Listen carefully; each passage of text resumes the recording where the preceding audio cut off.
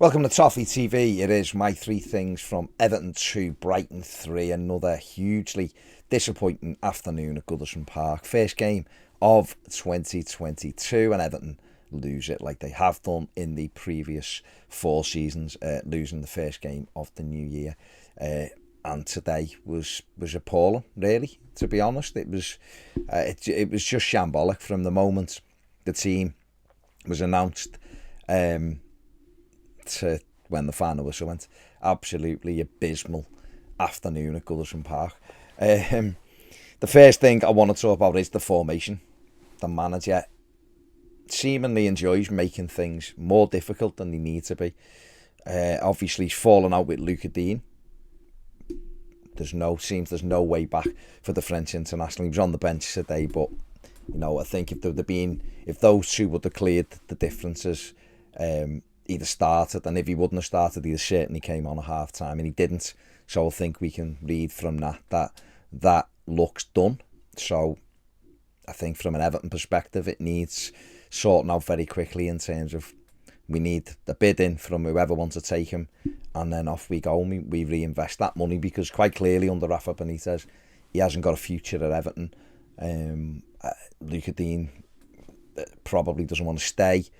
And if he's going to go to Newcastle, which is one of the teams who are after him, then it shows the lad's ambition. And it's probably more about money. But the formation the manager picked today was appalling. 5 at the back, at home to Brighton, who had won one game in 12. Absolutely embarrassing to go with a formation like that. To make it worse, he had Seamus Coleman and John Joe Kenny in the same team, with Seamus Coleman playing at left back, which was again embarrassing. And Seamus is struggling to play right back nowadays. To ask him to play left back is just pathetic. The last game I can remember him actually starting as left back was his debut in Benfica, and we lost 5-0, and he was torn apart that night. But he was a young lad, and he was torn apart by the likes of Angel Di Maria and Javier Saviola and people like that. Not by Brighton's players. But he struggled today, and Kenny had a go and had an assist, I think. He did have an assist for Gordon for the second goal, but he wasn't great either. But to play Seamus at left back was embarrassing. Like I said on my match reaction, you can start with an idea thinking we will try and get round it, doing this, that. But if it doesn't work, or it's clearly not working, have the balls to change it. And he didn't. We were 2-0 down after 25 minutes against a team that hadn't really done anything. It was ridiculous, and he just left it. Sat on his hands, and we were playing a flat back 5 at home to Brighton, who had one striker. It was incredible to watch, really, but not for any good reasons. And I think all he's doing is making things more difficult than they are. They're already very difficult. We have been decimated with injuries this season. Even today, we had no Yerry Mina. The Luca Dean thing is his doing, or him and Luca Dean's doing, so whatever. But we haven't got our first choice left back. We haven't got our best centre back. We haven't got Andros Townsend, who's injured. We haven't got Richarlison, who's injured. But a lot of the other players play. A lot of the other players are our first choice players. Okay, we had Dominic Calvert-Lewin starting his first game in 4 months, so he was off the pace, but I thought he'd done all right. Won a few headers, held it up, played his part in the second goal, blazed the penalty over the bar in the first half instead of just hitting the target. He'd be done all right. So we're getting players back to fitness, but we're still, like I say, we're still short on those three. Jarrett Branthwaite was injured as well, which, the lad scores at Chelsea and does well, and has picked up an injury in the 2.5 weeks since we played that last game. And that's the way the season's gone. It's gone. Wherever anyone's tried to get some momentum, they've got injured. And it's been like that from day one. The manager is making it much more complicated than it needs to be. Ben Godfrey's played at left back and did it quite well last season, and he's done it a few times this season. He's been all right. He's not amazing there, but he's okay. And yet today, he decided in his wisdom to change it all again. Why didn't he just play Seamus as what? If he wanted to play Coleman, if he thought 5 at the back was the right way to go about it, why didn't he just play Coleman as the right centre back? Have Holgate, Holgate's a whole different story, but why didn't he just do that? Why did he change it so much? Why was Dominic Calvert-Lewin totally and utterly isolated? Damari Gray's having to pick the ball up miles away from Calvert-Lewin and then go on a jink and run. Anthony Gordon do the same. It's not good to watch. It's embarrassing to watch. Brighton knock it round all right, but they're not amazing. And they do it with, I would say, with average players. Basuma's a good player, don't get me wrong, and Maupay works hard. They're neat and tidy, they're not amazing, but Graham Potter's got a way of playing. They all buy into it, they all work hard, they pass it around, they're comfortable in possession. We don't really have anything. So if your game plan is to smash it up to Dominic Calvert-Lewin and hope he can head it, then okay, that's fine. If you look at it and go, listen, we haven't got the tools to do what they're doing, okay, then put people around them. Put people round them so that when he wins it or he knocks, and he won a few today, he flicked them on into space, and if we'd have had a runner, we'd have been in on goal, or he'd have had someone to pick it up, and he doesn't.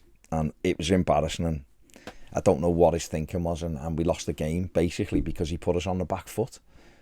So shocking by the manager today, absolutely appalled by that formation, and he's making it very difficult. People don't like him anyway, and each week less and less people are believing in it, and it gets to the stage where you're looking and saying there's just no way this is going to work, because if he can't get the fans on side at home, then he's struggling. And we're right now, and I know, listen, it can change in a heartbeat, but right now we're at Everton getting 7 wins from. You just can't see it. And I know, listen, it can change very quickly. They could win 3 games on the run, and all of a sudden the complexion, the whole thing changes massively. But other teams are winning games. Brighton, if we'd have won today, we'd have gone 2 points behind Brighton, I think. We'd have won today, we'd have been 11 points clear of relegation, and 4 wins is huge at that stage. But we haven't. We've lost again. We're in trouble. It seems we are in trouble, and it needs sorting, and he needs to either sort it or we need to make a change. He's not giving himself a chance because he keeps making stupid decisions. Second thing I want to talk about is the defence. Very briefly on this. We've had 5 defenders in there today, and we've conceded 3 goals against a team that doesn't score a lot of goals. We tried this formation before. Okay, at Chelsea, I kind of understood it because we were always going to be on the back foot. We were always going to be up against a team that would have all the ball, who would be creating chances, and we had no players, so I kind of understood it. Today was one of our strongest benches we've had this season. And I know, listen, I'm not saying the quality's amazing on the bench, because it wasn't, but we had a lot of players today on the bench who played in the first team, and yet he went with a formation that was berserk, and one where people were out of position. But that defence is appalling. Michael Keane was dreadful today, like properly dreadful. Even things like thinking he could score a left-footed half volley in the 91st minute, 40 yards out, he was pathetic. All over the place. Garbage. Mason Holgate was put in a garbage display today.